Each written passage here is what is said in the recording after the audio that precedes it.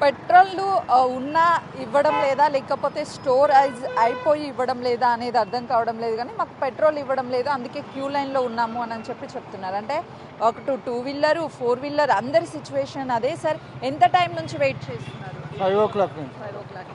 ఇక్కడైనా ఇంకెక్కడైనా petrol bunk పరిస్థితి కూడా ఇలా ఉందా? అన్ని చోట్ల అక్కడ అట్లాగా ఇక్కడ ఏం చెప్తున్నారు పెట్రోల్ బంక్ వాళ్ళు? పెట్రోల్ 3 గంటలు తీస్తూ ఉన్నారు కానీ తీయట్లేదు. 5 గంటల నుంచి ఇంకా షార్టేజ్ ఏమన్నా ఉంది అనుకుంటున్నారా పెట్రోల్? ఏమో తెలియదు మరి.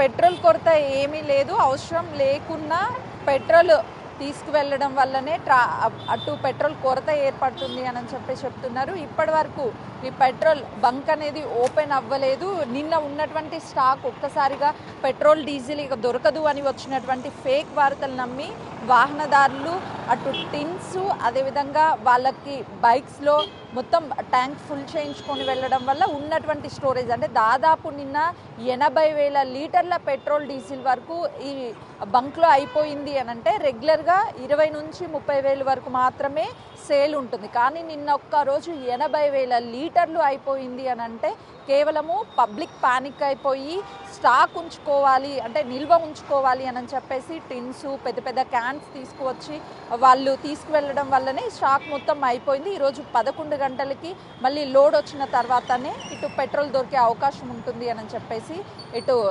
బంక్ యజమానులు చెప్తున్నారు. మరోవైపు వాహనదారులు పెట్రోల్ లేకపోతే మా పరిస్థితి ఏంటి అని చెప్పి ఇంకా పానిక్ సిచ్యువేషన్లో ఉన్నటువంటి సిచ్యువేషన్ అయితే ఉంది. కెమెరామెన్ హరీష్తో సుజాత, మాదాపూర్ పెట్రోల్ బంక్.